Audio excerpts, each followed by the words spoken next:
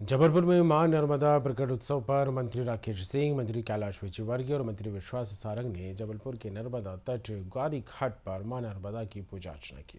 इस दौरान मां नर्मदा को 1100 फीट लंबी चुनरी भी अर्पित की गई। यहां बड़ी संख्या में भक्त मौजूद रहे। मंत्री राकेश सिंह ने कहा कि मां नर्मदा पूरे प्रदेश की जीवनदायिनी है। जहां जबलपुर में धूमधाम से मां नर्मदा का प्रकट उत्सव भक्तों के द्वारा मनाया जाता है। यहां सुबह से ही भक्त मां के दर्शन करने पहुंचे।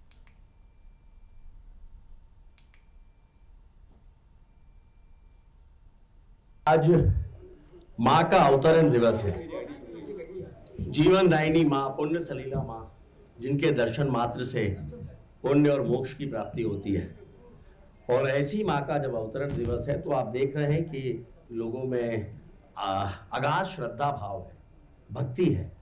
और आज 5 लाख से ज्यादा लोग केवल ग्वारी घाट में ही माँ के चरणों में उनके दर्शन के लिए आते हैं। और इसलिए हम सबने मिलकर ये तय किया कि हम सबकी भी जिम्मेदारी है।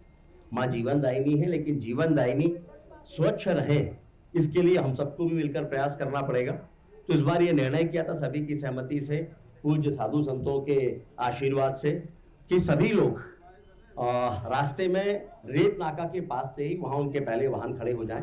और मैंने कहा था कि मैं स्वयं भी पैदल ही आऊंगा, ताकि यहाँ पर किसी तरह की अव्यवस्था ना हो, कोई भी वीआईपी मूवमेंट के कारण लोगों को परेशानी ना हो। तो आज मैं पैदल ही आया हूँ, पैदल ही जाऊंगा।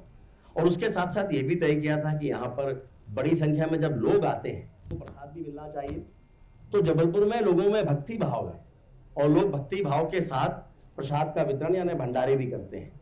तो उन सबसे आग्रह किया कि प्रसाद का वितरण जरूर हो, लेकिन वो थोड़ा हटके हो, माँ के तट पर ना हो, ताकि गंदगी भी ना हो, जूठन भी ना हो। और साधु संतों का ये आदेश भी था और मुझे बेहद खुशी है कि सभी भक्तों ने उसको स्वीकार किया और थोड़ा हटके दूर चौराहे के पास वहां ये तय किया कि सभी प्रसाद का वितरण वहां पर करेंगे। तो मुझे लगता है कि एक अच्छी व्यवस्था, पहली बार इस तरह की व्यवस्था यहाँ पर शुरू हुई है।